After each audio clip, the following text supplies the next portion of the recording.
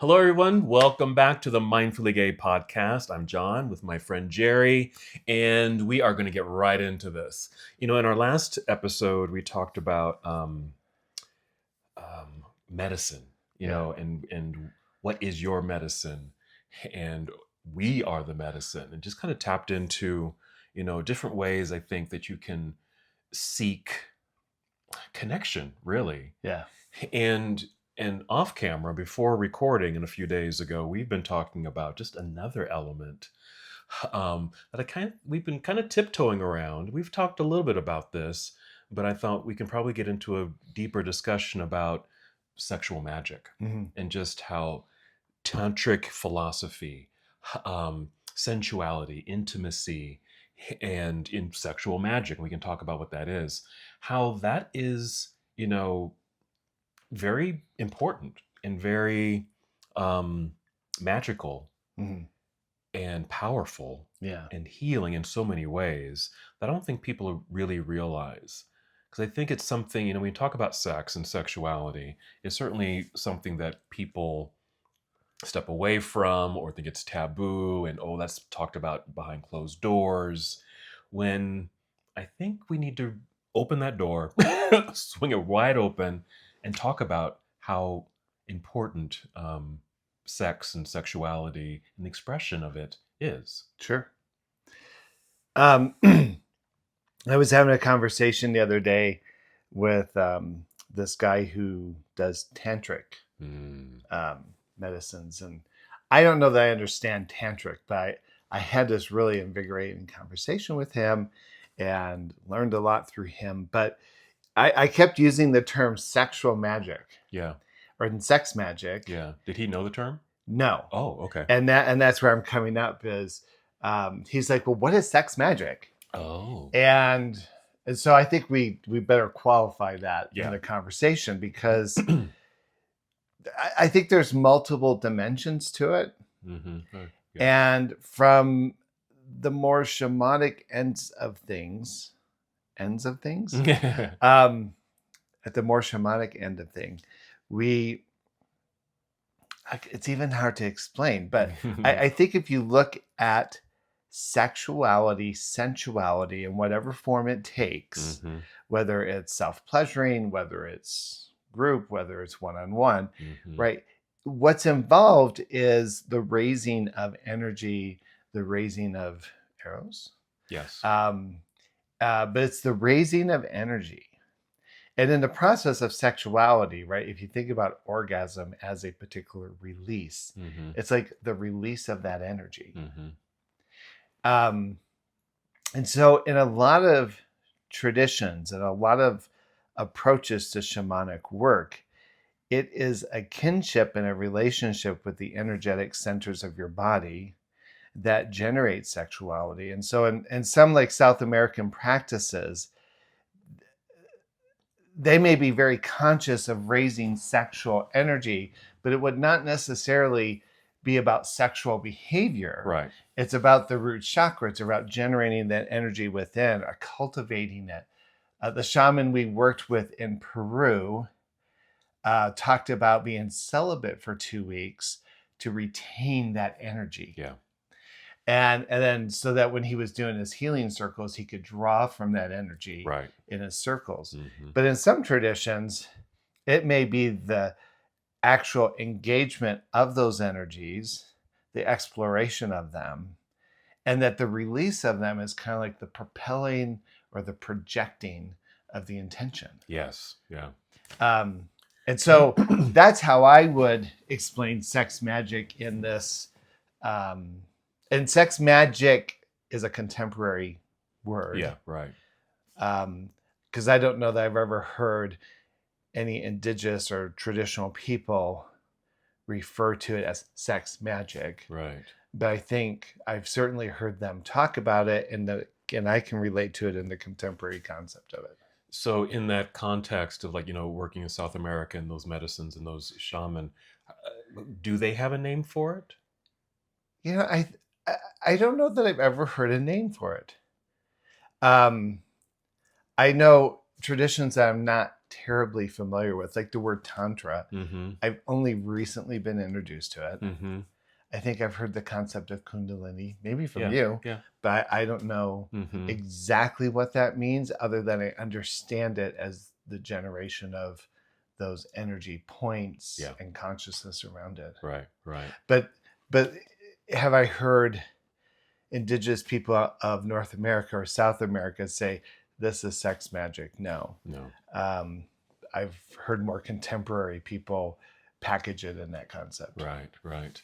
Well, I think in my understanding, because I feel like I'm still a student to this, probably just a few years into this, but it's been pretty compelling to me. But I think bottom line, and you named it, it really is about energy. It's about You energy said work. bottom. I said bottom. Yeah. I'll say it again. Mm. Bottom. Great word. Bottom line. Bottom line is it's about energy, and it's energy work and how you use that energy, and using sex and sexuality and the expression of that as an energy source. So I think we can start there if we're kind of, thinking about our listeners and like, well, what is the sex magic? What is tantra? Think of just energy. And my understanding, and this is how I try to explain Tantra and a little bit of Tantric philosophy, because it's pretty big.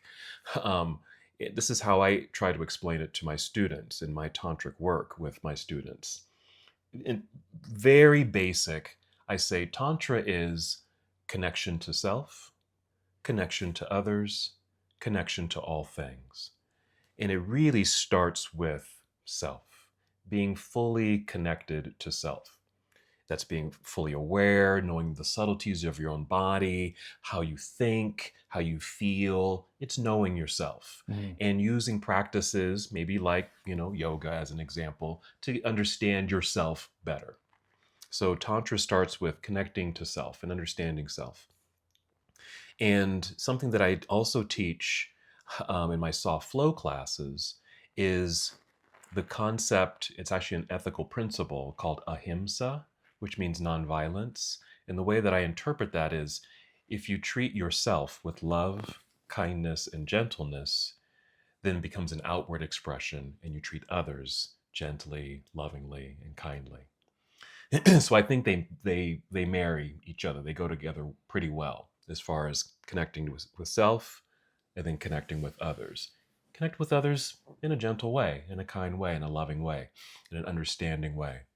And if we can see each other as the same in a way, made of the same substance, we are all stardust, then we can see that everything else too is made of the same substance. So we are connected to all things. And I know you've talked about this Mm-hmm. and teach this in other shamanic ways, but it shows up in yoga and even tantric work too. Mm-hmm. That we're connected to all things. So I start there, um, and to expand that a little bit more, tantra is basically two words put together. It's two long words that have been shortened and they've been put together: tan and tra. Tantra. First part refers to um, the expansion of consciousness, expanding. I just say, expand your thinking. Like if you have a certain view, let's say about sex, let's say maybe your view is kind of narrow-minded. That's not a very good word, but it's narrow in in your perspective. Tantra would suggest there's probably some other ways you can think about sex and sexuality. And that's a simple way of saying expanding your consciousness, expanding your thinking. There's more ways to think about Mm-hmm. this. And in doing so, in the act of doing that, you raise this energy. That's the second part, tra, that you expand this consciousness and liberate energy. That's what Tantra means. You just used this example, and as you're talking, I thought, wow, you said you focus on a particular area. Imagine, or you try to see things differently. Mm-hmm. So imagine the intention if someone went into a Tantra practice Mm-hmm. willing to see themselves differently, Right. to see their bodies differently, Right. to see their consciousness be relevant Hmm. in their physicality. I mean, Absolutely. There's so many ways to potential apply. places here. Yeah, absolutely. You're so right. That's what makes it so big, that you can apply this knowledge, this information, to just about anything. And that's a really good example, especially when we're talking about our gay and queer and bi trans folks. When there might be body issues, or Mhm. just feeling like I don't fit in, or whatever the case may be. Maybe you can do some tantric work around, you know, expanding your consciousness around yourself. Yeah. Yeah. Yeah. Um, yeah. Where do we want to go with this? Mm. Well, I think that's a nice baseline, but people might be like, are they going to talk about sex? I think we should talk about sex. Don't you? Let's talk about sex, baby. Okay. That's what you all want to hear about, right? You go first. And I think this is a good example. I think we tiptoe around this. We get a little nervous. I know I do, about talking about this, but I think it's so important that we do talk about this. Um, that, there's so many hangups. Do I fit? And we've talked about this, do I fit in? Do I fit the standard? Do I fit a certain mold as far as my looks and abilities when I step into the sexual act? Well, I want to draw some attention, right? And I'm thinking about conversations I've had with people in social media, on the apps, Hmm. clients. Hmm. Um, and here's a comparison I can make. We might look into the lens of a Middle Eastern country where Islam or Muslim or something is like the primary religion, and we look at what happens there, and we think like, oh my gosh, like that's so fanatical and that's so over the top, and Mm. we have this really interesting judgment about their morals and Mm. how they entertain the world. Hmm. and and yet, if I were to draw that attention and say, well, whether you're a Christian or not, you live in a Christian nation, and we can see variations of how Christian dogma defines us. Hmm. I don't necessarily define as a Christian. I know a lot of my clients have kind of rejected religion and being Christian per se, Uh-huh. and yet the morals and the mores of society um, really project places of privilege around the concept of sexuality that, in my opinion, really limit. Right. For instance, That's good. I'm not advocating one way or the other, but I'm just like monogamy versus open relationships, Hmm. right? Um, the kind of sexuality we engage in. Who has power in sexuality, Mm. in sexual practices, Mm. right? Um, Top tends to be loosely associated to masculinity and Mm. men. Hmm. Bottom tends to be a more feminized, Hmm. right? Even how we might look at gay men who are more feminized in their presentation Hmm. lose certain privileges, right? Right. Right. Um, Yeah. but the umbrella of Christianity, in my mind, Hmm. is just as toxic as any other world religion and how it might dominate a culture, that whether we relate to it or not, in many ways it dictates Yeah. subconsciously Hmm.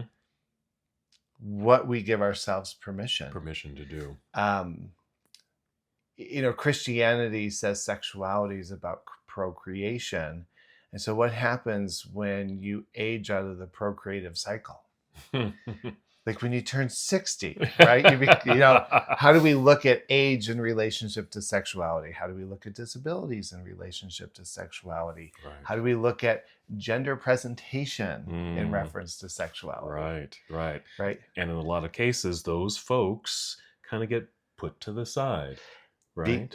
and because I think the dominant culture propels us, right? We have to kind of move into those worlds of sexuality and sexual expression, I think, with a layer of consciousness that liberates us from that dictates That's good. how others have predetermined how we should show up. Yeah, that's a great application. That would be a great application, especially for who we are, especially as gay men, right?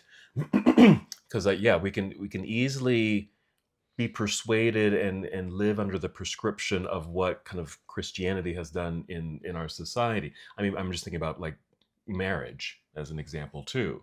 We have, we say gay marriage, but for some folks it kind of resembles what kind of the social norms are around getting Yeah. married, Yeah. right? But I think what we have, and this is something that I was enlightened to some years ago, and I think I mentioned it in another episode when I was introduced to our drag queen um, community, Royal court. our royal court. I'm like, we have royalty. We have royalty. Wow, that kind of like shocked my world, and it just made me realize how out of the box we can be and are embedded in this community. We can be whoever we want to be. If we're royalty, then we're royalty. Yeah. Right? And we can do relationship the way that we want to do relationship. Going back to what you said about like monogamy and polyamorous or having multiple partners or something. Because we get to decide. Yeah. Yeah. Well, and I think that's the gift of having been ostracized by most religions is, and we've talked about this, right? First of all, it puts us in the place of owning our spirituality versus, contracting it out. Mm.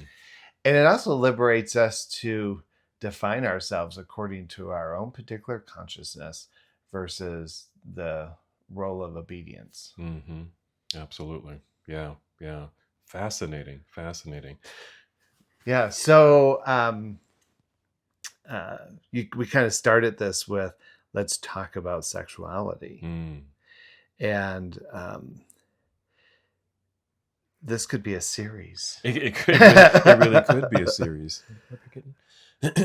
I'm thinking, I do some tantric work with clients, men, and interestingly enough, most of the men that I'm working with are men who are in their later years are discovering something different about themselves.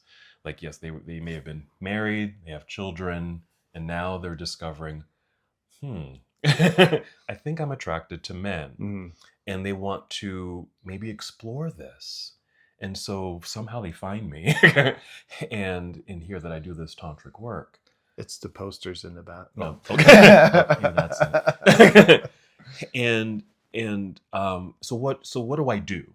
As far as, what does that look like when I'm working with men who are seeking some understanding or some expansion, I guess, of consciousness around their own sexuality? It is a combination of just yoga, mindfulness, and talking about sex and talking about sexuality. But it really starts with breathing, getting in touch with self, but using these techniques to really feel what's going on inside of them. And whether it's, conflicts of, like shame or guilt around, oh, I'm not supposed to be attracted to men, and and I'm married, and all these things. If we can work to set those aside for a moment, to really start to discover who they really are on the inside, then we can get to the work. And this work is usually done, it can be done one-on-one, but I also do it in groups. But we tap into first self-pleasuring and mindfulness. We have a nice kitty with us. I don't know if you can hear the kitty purring in my microphone. Loud purr. You probably heard that. Go play with the dogs. Self-pleasuring or masturbation. And taking the techniques of meditation, breathing, feeling into yourself, and then feeling yourself, touching yourself, getting reacquainted with yourself, being intimate with yourself. We start there, touching yourself in a kind way, touching yourself in a loving way, and even creating a mantra for yourself, like I love myself. This feels good, because the idea is to make yourself feel good. This is pleasurable. Mm-hmm. Um, so touch yourself in a way that feels good. Whether it's your legs, your chest, your genitals, your balls, your dick, it's all about getting to being comfortable with that. And that, I think, that begins the journey. It can begin the journey for folks to get a little bit more tuned in. A big piece of this for me is it's about slowing down and being quiet. Slowing down, being still, and being quiet.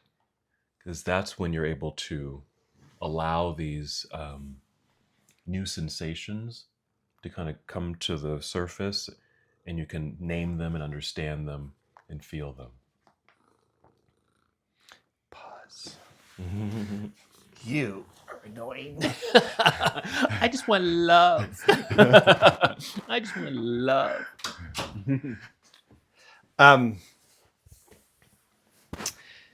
Yeah, I'm hesitating because I want to talk about this, but I'm not sure if I should. I think it's interesting, though. I don't think people go into, our culture is full of opportunities for quick and easy getting off. Mm-hmm. And it takes some commitment to set aside time and the energy to become intimately physically acquainted with yourself. And to really kind of draw into what is my level of impeccability and integrity in terms of the language I use in reference to my body, my body's shape, age, size, color. Right. It is interesting how many people I interact with who disqualify themselves because of age, race, dick size, whatever. Exactly. And what's interesting and what I enjoy is when people can be in that place of really consciously accepting their body and being in relationship with their body. And that takes work. I've met some very beautiful men who are hung up about how they don't think their bodies measure up. Mm-hmm.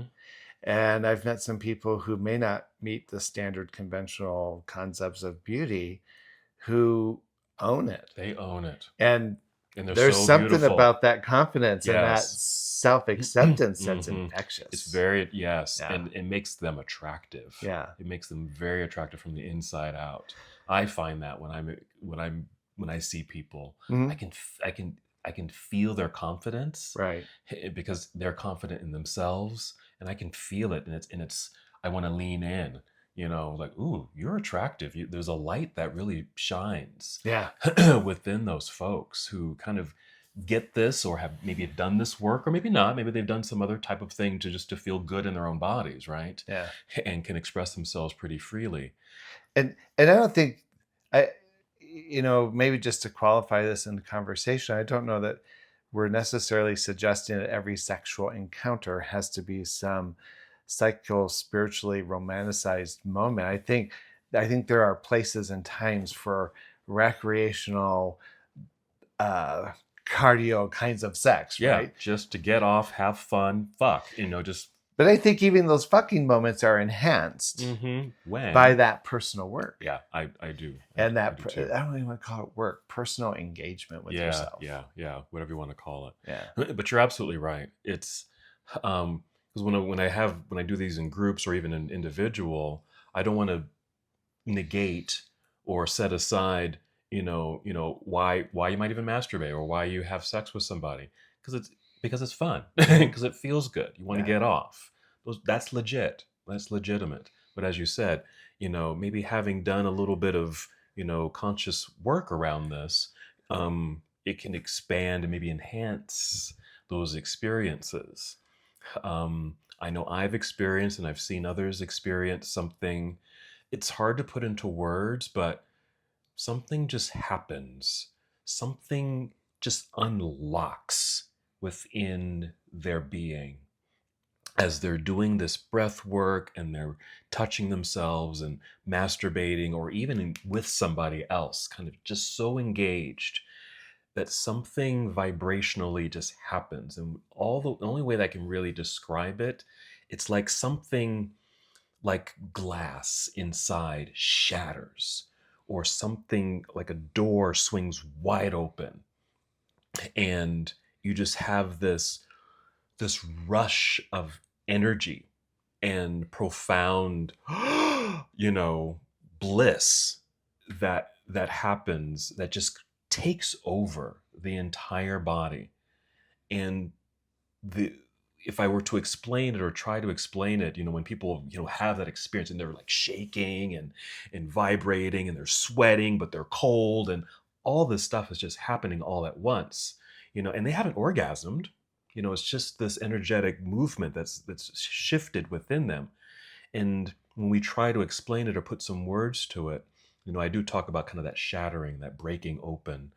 Um, but it's also this a glimpse of what we're trying to achieve with Tantra, what we're trying to achieve with yoga. It's enlightenment, Mm-hmm. bliss. That's a taste of bliss Yeah. where everything is fine. Everything is okay, even with the chaos and weird, things going on in the world, war and all, everything, crime, violence, with everything that's going on in the world. In that very moment, everything is as it should be. Yeah. Do you know, it's interesting that state of bliss Mm-hmm. can be long. It can have this duration. And I'm just, maybe this is too personal, but I think what's interesting, what I've seen, Mm-hmm. sometimes you even see this in porn, right? That the guy reaches that place of ejaculating orgasm. I wouldn't even call it an orgasm, but they're releasing, right? Mm-hmm.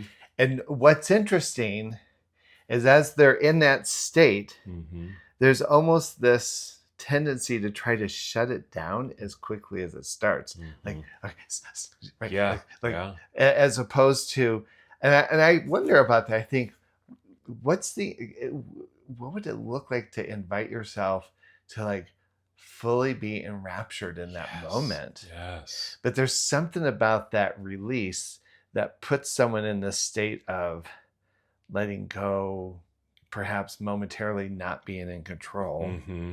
Mm-hmm. Like, what would it happen if we could allow ourselves to completely let go and like evolve into that Into moment? that moment. Yeah, Yeah, yeah.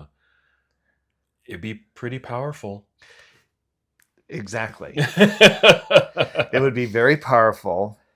Now, attach Mm. some kind of intention, Mm-hmm. self-love. Mm. Attach a layer of intimacy. I want to be connected to you. Mm-hmm. I'm going to project it to you. Mm-hmm. Attach it to my prayers for Aunt Gertrude, who's struggling with cancer, Mm-hmm. right? And maybe I send it to her, Exactly. right? So there's something, right? This tying this together a little bit, the Christian dogma, the cultural dogma that kind of teaches us how to see our bodies, to see ourselves, to see our sexuality as some kind of necessary evil, has this potential of unlocking this unlimited potential and capacity. If we got together in our little sex party, Mm-hmm. right, and just all kind of said, let's just mindfully give ourselves Mission. permission to be in each other's arms, Mm. to hold each other through those orgasmic moments, Mm-hmm. and to just, I don't know that has to squelch anything. It just gives permission to let it be and evolve and be totally saturated in it. Yes, just bathe in that essence. And I'm like, "Hey, listen, is it hot in here? Is it hot in here?" But yes. And I think it kind of it's that medicine. This is a type of medicine. When you talk about like when we do pipe ceremony, which is one of my favorite ceremonies, and we take the pinch of tobacco, and that's our intention. We put it into the pipe. And I like it when we have the pipe sit as our witness. And as we do our work, or at a retreat, for example, or do our talking circles, the pipe is the witness to all that we're doing and saying. And then we smoke the pipe. And the smoke is the intentions being lifted up to the ancestors, right? Well, let me give that some context. Please. The stem of the pipe Mm-hmm. represents the masculine, the penis. Wow. The bowl Mm-hmm. represents the receptacle, the feminine energy, if you will. Yeah. The joining of them together, and the tobacco is the planting of the seed. Oh. Sitting on the altar, the conversations, the prayers is the foreplay. The smoking, right, is the orgasm, is the release. Yes. It is the attaching to the power. Mm-hmm. Oof. I think I knew that subconsciously, but you just put it into context, into words that, I'm actually getting the chills. Just wow.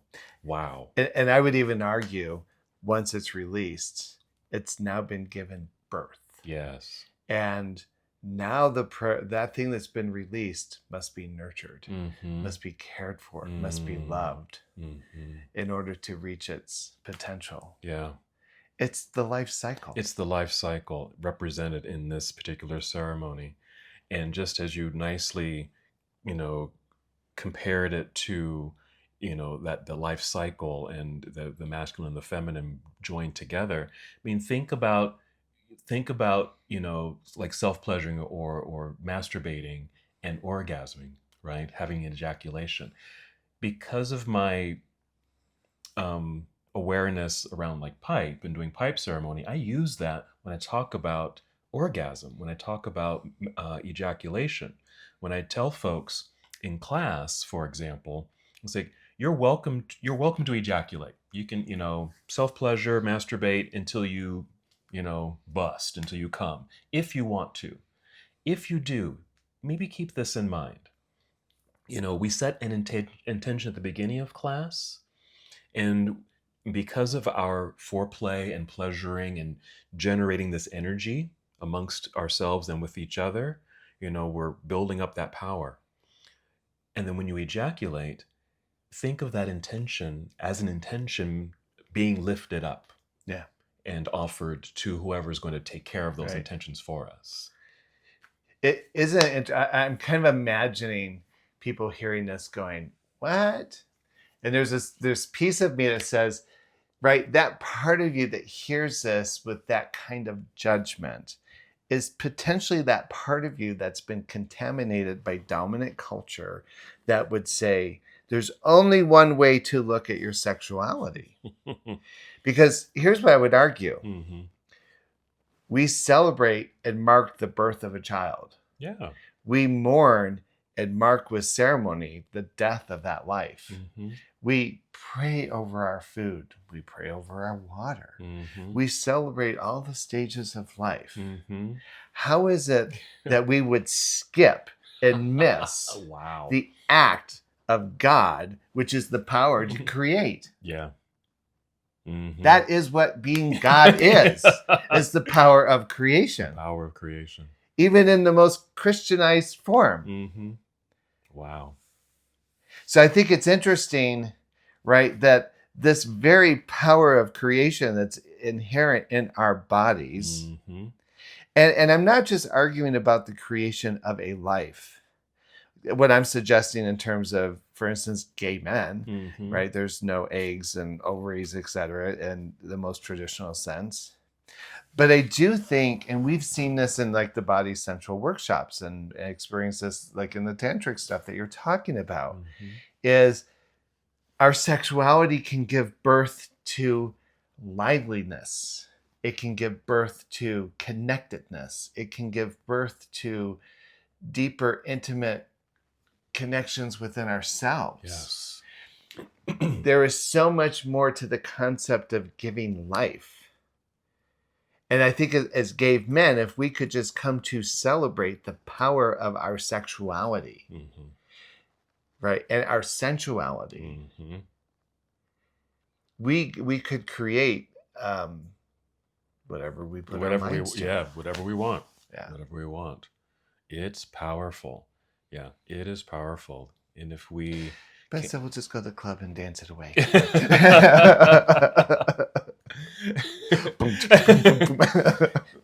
I'm so gay. Yeah. I'm living my gayest life. Do that and, right? Do that and explore a little bit more. Dig a little deeper. Dig into that power that is in you, that is inherently in you. Um, and if you're listening to this podcast, maybe the question marks are kind of popping up over your head, like, maybe this is something I've never heard of before, and maybe now I'm a little curious about it. Maybe I want to explore this a little bit more. That's tantra. That's expanding your consciousness, expanding your thinking, and maybe trying something new and different, just to help you on your own personal journey, on whatever course that is for you. Maybe it is sexually, maybe it's just just kind of just lifestyle in general. Yeah. Getting a good job that you want or whatever. Right? But there is such a fantastic power in this. And like I said, I feel, even though I'm teaching this, I'm still very much a student of this. And in each step I take, I just feel more empowered, and there's just so much there. I did a meditation class, not just this past week, where I introduced Kundalini, a little Kundalini practice. Now, Kundalini um, is another form of yoga, and it's a very specific form. There's a Kundalini community. It's a very specific form of practicing yoga. But the idea is, it's still energy work, but the idea is, if you were to use an image, it's the image of a sleeping, coiled up snake sitting at the base of your body, at your root chakra, basically. And in the practice of Kundalini, you're breathing, chanting, singing, and there's some body movements to raise the energy, to wake the snake, to awaken the snake. And as it awakens, it just uncoils and starts to move up the chakra system, okay, up through each channel until you have that moment of bliss. And so it's very powerful. It's not an easy practice, but it is a very powerful practice. And those things, those combinations of things, the sitting, the breathing, the chanting, and the movement of the body, you create, what you're doing is a kriya, Kriya, a kriya, which is just an exercise, just a combination of actions. So there's all these kriyas. And so there's a kriya for everything. If you need abundance in finances, there's a kriya for that. If you've got kidney stones, there's a kriya for that. You're anxious, there's a kriya for that. So I was curious. I said, I wonder if there's a kriya for enhancing sexual male energy. And there is. There's several. There's probably more than several, but I found two. And so one that was a little simpler to do, I taught in this meditation class. Just to give people another perspective on how you can raise your sexual energy, to tap into your power, and to raise that focus in yourself. And the other I want to mention, I didn't do because it's a little harder, because we talked about ejaculation and coming, and is that in some thoughts that might be thought of as a waste, like you're wasting your semen, it's not going into a particular purpose like procreation, for example. Um, but the um, seminal power is just that. Either you can, retain that seminal energy, just like preparing for a plant medicine Mm-hmm. practice, for example, Yeah. because you can tap into that energy. You want to keep Right. that energy because it's thought of as the semen is thought of as the life force, right?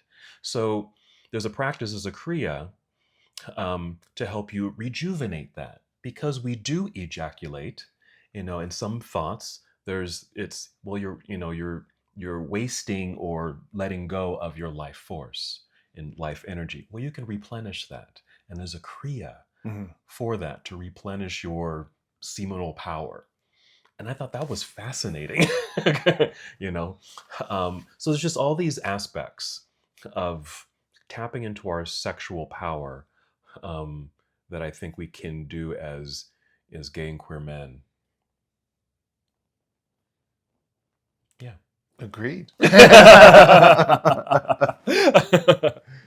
um, I I feel like I'm sitting here thinking, and maybe this is a podcast idea, Mm, and I don't know who the resources are, but I think it would be so fascinating to get like two or three um, tantra teachers mm, that understand this work. yeah. Um, I actually had a conversation um, about 2 weeks ago with this guy who was visiting Salt Lake City, and some friends connected me with him, and the conversation was really quite profound. And this guy had been studying some form of Buddhism and Tantra, and he Wow. talked about the different kinds of Tantras. But Yeah.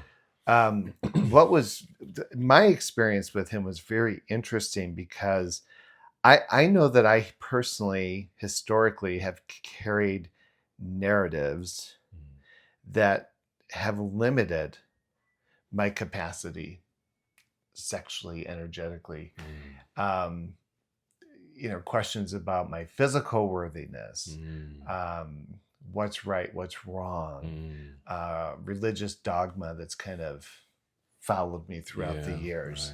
Right. Um, right. And so, but it was interesting his capacity to kind of narrow in and not only kind of hear in my language where that was coming out, but to kind of physically identify it in my Oh, body. wow. Yeah. And it was interesting because he kind of did this thing where he kind of like touched my stomach area and just kind of like poked at it a little, and there was like some physiological pain or blockage. Mm, And so it was interesting how we worked with breath, mm-hmm. raising consciousness about the language. And what's funny is I don't know that I walk around thinking I consciously carry those messages. I love how Ruiz in the Four Agreements talks about the metote, right? It's kind of like that sound of the furnace that you hear all the time, and so you've learned to block it out, and Right. not, but it's But there. it's there. And how sometimes those our interpersonal stories Yep. carry that same kind of frequency of the Yes. metote. Yes. Makes sense. And for him to kind of raise my consciousness about, well, how do you feel about your body? What are the stories you carry about it? Mm, And his capacity to kind of help me redesign the narrative in that moment, it was interesting because what I recognized is that my body shifted as the language I was using, as I was letting go of the old stories, considering and taking on the new stories. And at some point, he got me in front of a mirror, oh, wow. which I never realized how intimidating that was. And what I noticed is I'd look in the mirror and I'd look away, Mm, look in the mirror and look away. And I because we had been doing this work, I was very conscious that I couldn't look at myself. mm, And then at some point I just like, fuck it, and I mm. just kind of took myself in. Yeah. And at first there was this hesitation, and then there was this acceptance. And then the acceptance kind of shifted into appreciation and started to see something beautiful there. Right. And I'm not trying to sound narcissistic. No, Maybe not that's at part of all. the old programming, but it was just interesting to give myself a layer of, I kind of want to say forgiveness, but forgiveness and fortitude and wowness. Yeah. But what I recognized is that that energy that felt tight and compacted and compressed just liberated. And I kind of left this little session with this guy feeling powerful, feeling like I can do anything. Not just sexually, right? But I could do anything. Yes. Yes. And I don't think of myself as walking around with all these gaping wounds, but what I am very conscious of, that you don't grow up in this culture, you don't grow up in this world and not carry residual. And as one of my mentors I love this man, he's 90 years old, incredibly wise. He said, our issues don't ever go away. They morph. And we have different relationships with them. Right. And what I found is, I just discovered a new relationship with these issues and a new adaptation that allowed this upgrade. Yes. Oh, I like that. Yeah. I like that. An upgrade. And just to use kind of a clinical term, it's a reframing. If we've got this narrative that we've just been carrying and just keep repeating over and over and over again about ourselves, because I know I have. Yeah. When you can do something like that, look in the mirror or do some kind of exercise like this and just see it differently, take a different perspective and label it differently or just see it differently, it changes. Yeah. It changes so much. So if you saw yourself as, or if I saw myself, because I certainly did see myself as, I see myself as this skinny kid. That's how I see myself. Gary's giving me this odd Girl. look. But that's my frame, and I had to, I did some work around that. And it's like, I'm not just this skinny brown kid, but someone who has, filled out and take up space. You haven't filled out. You are a physiological piece of precision. I wouldn't go that far. No, I know you would, but I'm liberated. But I just had to do. Girl, you're stretching out this extra large shirt. All the right places. But I had to do a shift, and that made me able just to take a breath, and just settle into myself. Just now, the narrative hasn't changed too dramatically, but I've named it something else. Yeah. I want to put something out here because as you're talking, I'm thinking, so I'm just going to name some of the more affirming environmental circumstances in which we might find supportive narratives around healthier ways of seeing ourselves. Grinder. Yeah. Scruff. Oh, okay. All right. Let's see. We have the social media accounts. OnlyFans. That's a perfect place to go for affirming. There we go. I'm making jest. Yes. This is sarcasm. Yes. Because I think what happens, right? And it probably happens to all of us, right? You stand up in front of people. I stand up in front of people.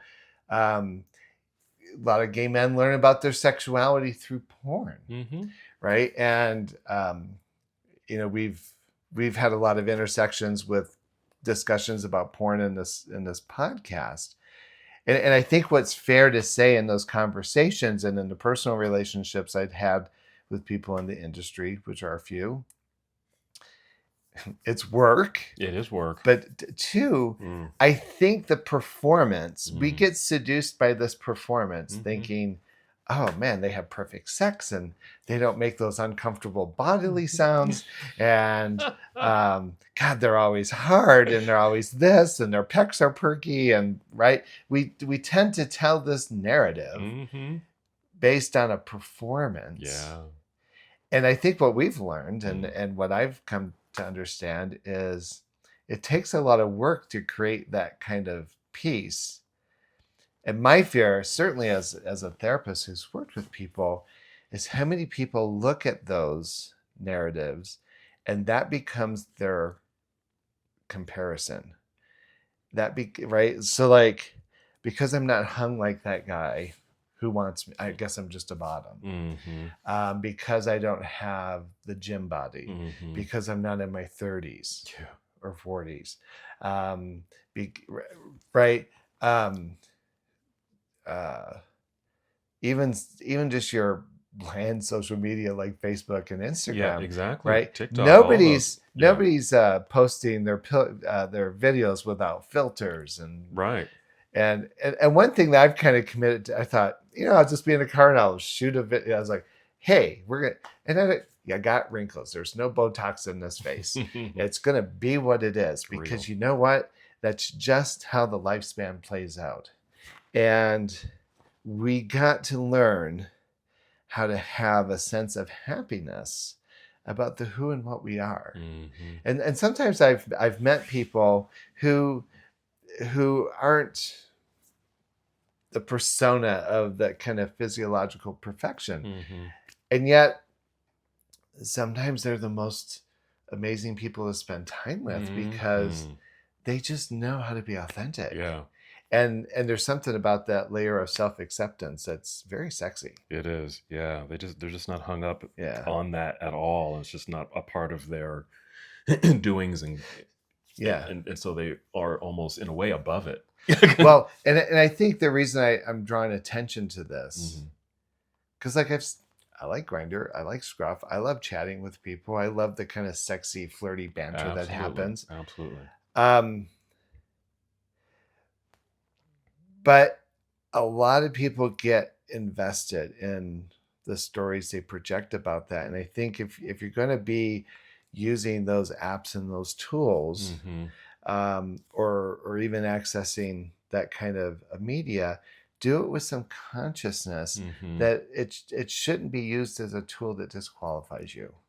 That's well said. That absolutely. So,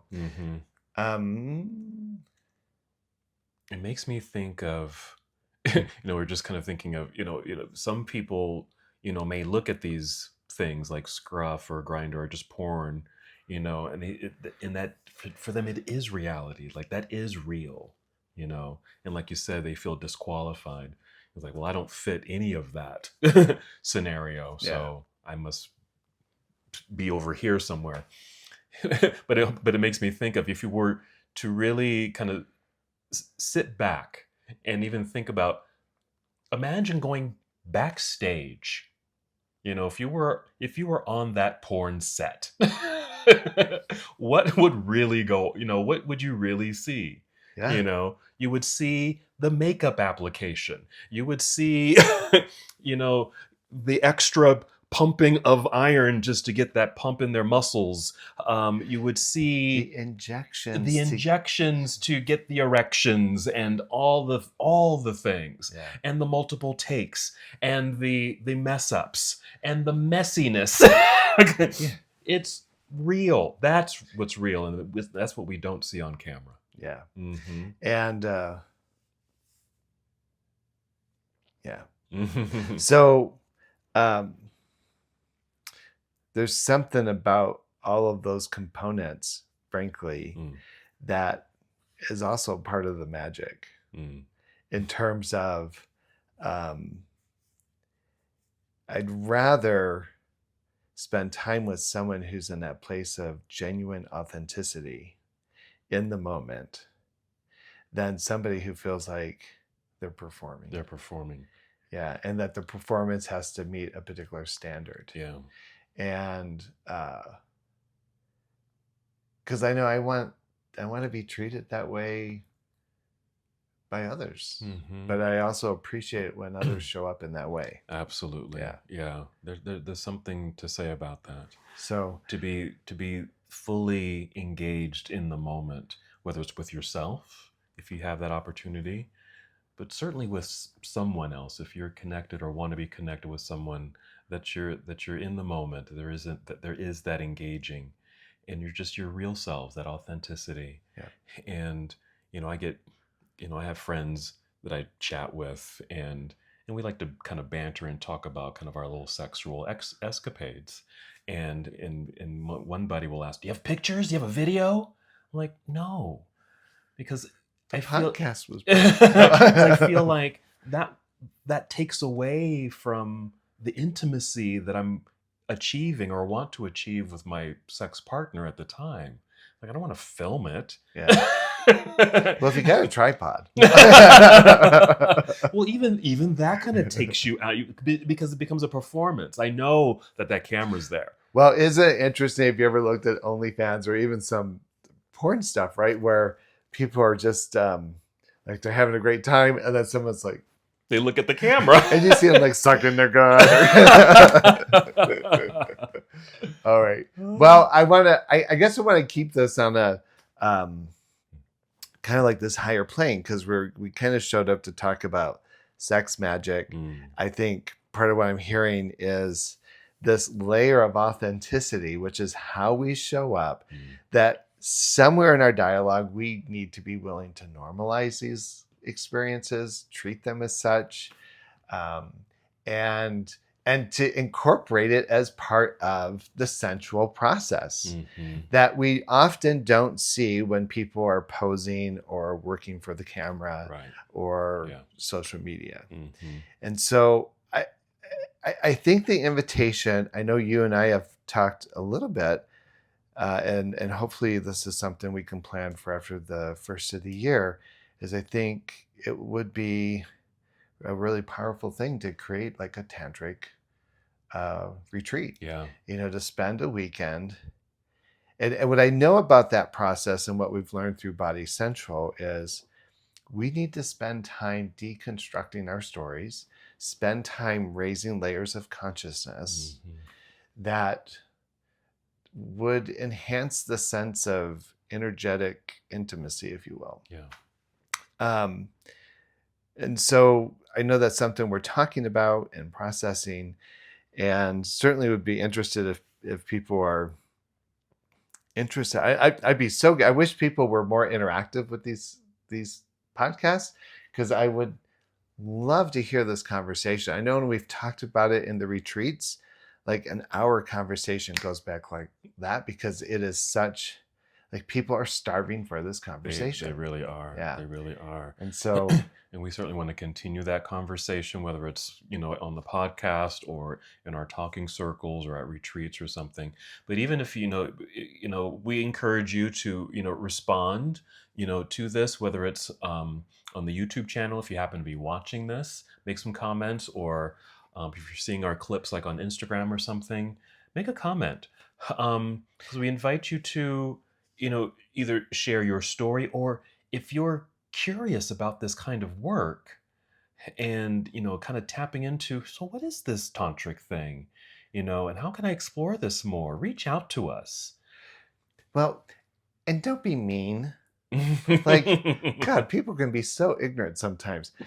Be honest, be authentic, be curious, participate. Let's not perpetuate the myths of cattiness and orneriness that doesn't necessarily lend itself, or even look, we're just doing the best we can. We don't even need your criticism. We need your participation so that we can shape the process and be part of shaping it with you. Yes. And just one last invitation too, if you happen to be maybe a tantric worker or do this work, and could give us even some more guidance and teachings and things like that, yeah, we'd love to hear from you as well. Yeah. Be part of this conversation. Yeah. Yeah, wonderful. So I think that's it, right? Thank you for joining us. We're going to go get a cigarette. No. Oh, the air conditioning. But yeah, this is fun. And if you have ideas for the podcast, please let us know. Otherwise, thank you for joining us, and see you next time on the Mindfully Gay podcast. Thank you for tuning into this episode of the Mindfully Gay podcast. If you enjoyed our conversation today, please remember to hit that like button and subscribe to our channel. This way you won't miss out on any of our upcoming episodes, where we continue to explore fascinating topics and share meaningful stories. Your support means the world to us. See you in the next episode.